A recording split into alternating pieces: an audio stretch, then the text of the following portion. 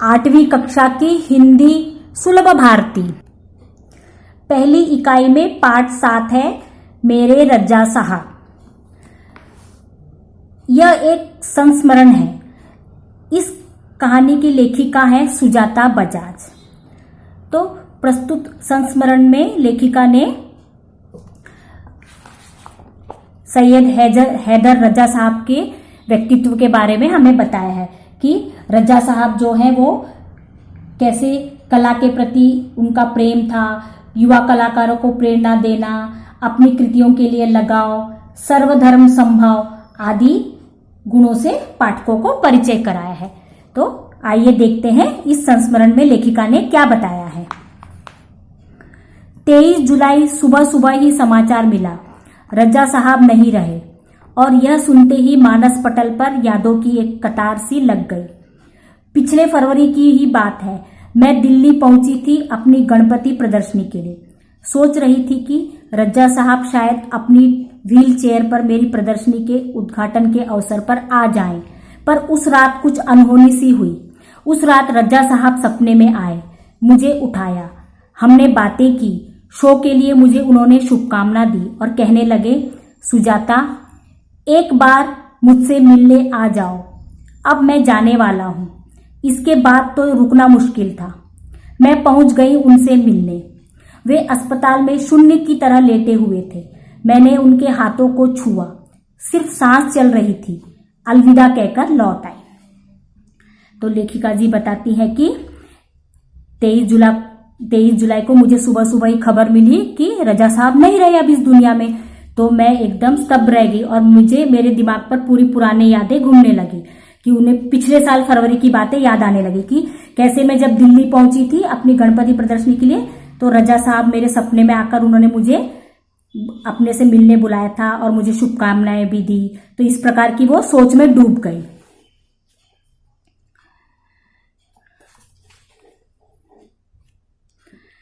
रजा साहब अपने धर्म के साथ साथ उतने ही हिंदू और ईसाई भी थे। उनके स्टूडियो में गणपति की मूर्ति, क्रॉस, बाइबल, गीता, कुरान, उनकी मां का एक फोटो, गांधी जी की आत्मकथा व भारत से लाई हुई मोगरे की कुछ सूखी मालाएं सब एक साथ रखा रहता था। वे गणेश को भी पूजते थे और हर रविवार को सुबह चर्च भी जाते थे। तो लेखिका बताती है कि रजा साहब सभी धर्मों को समान आदर देते थे। वो सब धर्म को एक समान मानते थे। गणपति जी की भी पूजा करते थे तो वो चर्च भी जाते थे। एक दिन जहांगीर आर्ट गैलरी में प्रदर्शनी देखते हुए किसी ने कहा, अरे यह तो एसएच रजा हैं। मैं एकदम सावधान हो गई क्योंकि मेरी सूची में उनका भी नाम था। मैंने उनके पास जाकर कहा, रजा साहब आपसे बात करनी है।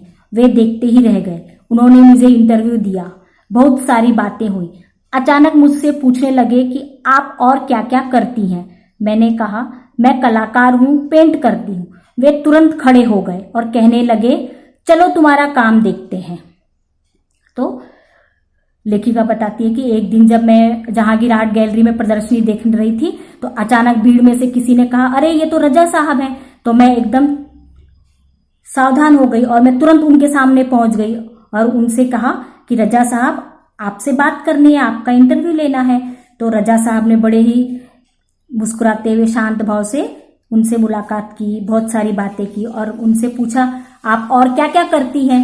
तो लेखिका ने बताया कि मैं एक कलाकार हूं, पेंट करती हूं। तो वे तुरंत कहने लगे, चलो अभी तुम्हारा काम देखते हैं।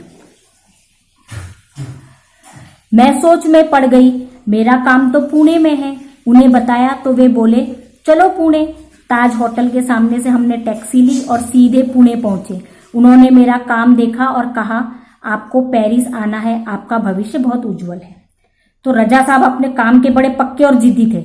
जैसे ही उन्होंने सुना कि पूना में उनका काम है, तुरंत बोले, चलो अब पूना चलते हैं। और देखना ही था उनको चित्र। तो वो पूना पहुंचे और उन्होंने लेखिका के चित्र देखे तो उन्हें बहुत पसंद आए, पेंटिंग वगैरह। तो उन्होंने कहा, आपको पेरिस आना है, आपका भविष्य बहुत उज्जवल है। छोटी से छोटी बात भी उनके लिए महत्वपूर्ण हुआ करती थी। बड़ी तन्मयता और लगन के साथ करते थे सब कुछ। पेंटिंग बिकने के बाद पैकिंग में भी उनकी रुचि हुआ करती थी। कोई इस काम में मदद करना चाहता तो मना कर देते थे, किसी को हाथ नहीं लगाने देते थे। बड़े करीने से धैर्य के साथ वे पैकिंग करते। कहते थे लड़की ससुराल जा रही है, उसे संभाल कर भेजना है। तो लेखक हर काम में इतनी महत्वपूर्ण देते थे, छोटे से छोटे काम को भी वो बड़े ही करीने से करते थे। हर काम उनके लिए बहुत महत्वपूर्ण होता था। अगर उनकी कभी पेंटिंग बिकती तो वे उसे बड़े करीने से धैर्य के साथ अच्छे से पैकिंग करते थे और किसी की मदद भी नहीं लेना चाहते थे। वो कहते थे कि लड़की ससुराल जा रही है, उन्हें अच्छे से विदा करना है। जब वे किसी को पत्र लिखते या कुछ और लिखते तो मत पूछिए, हर शब्द हर पंक्ति को नाप तौल कर लिखते थे। फूल उन्हें बहुत प्यारे लगते थे। मुझे याद है 22 अक्टूबर 1988 को मैं लंदन से पेरिस के गार्दिनो स्टेशन पर ट्रेन से पहुंची थी। रज्जा साहब स्टेशन पर मेरा इंतजार कर रहे थे। ट्रेन लेट थी पर वे वहीं डटे रहे। मुझे मेरे हॉस्टल के कमरे में छोड़कर ही वे गए।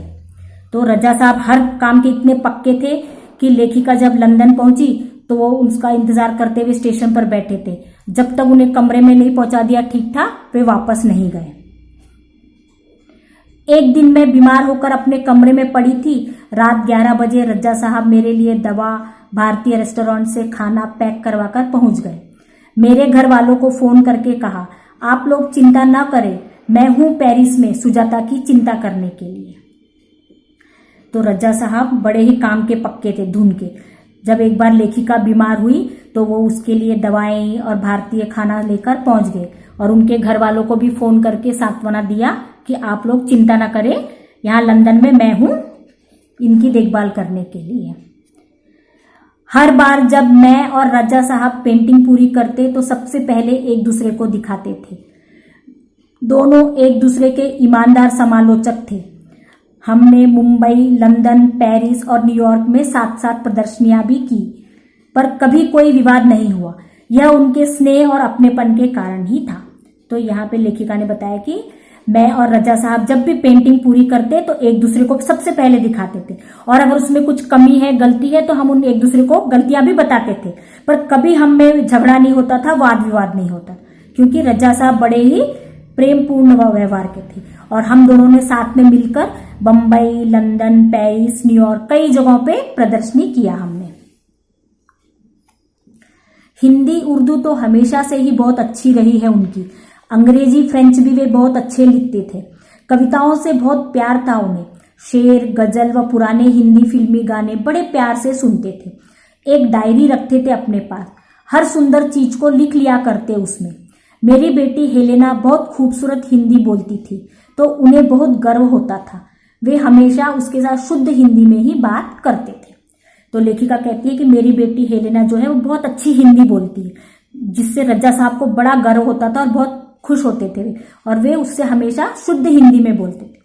तो रज्जा साहब ऐसा नहीं कि कोई एक ही भाषा के गाने सुनते थे, उन्हें हिंदी उर्दू के अलावा अंग्रेजी, फ्रेंच सारी भाषाओं के गाने, गजल सब पसंद आते थे और वे अपने पास एक डायरी भी रखते थे। उन्हें कोई अच्छी चीज लगे तो वो तुरंत उसमें लिख लिया करते थे। रज्जा साहब को अच्छा खाने का बहुत शौक था, पर दाल चावल रोटी आलू की सब्जी में जैसे उनकी जान अटकी रहती थी। मैं हफ्ते में एक बार भारतीय शाकाहारी खाना बनाकर भेजती थी उनके लिए, उनके फ्रांसीसी दोस्तों के लिए।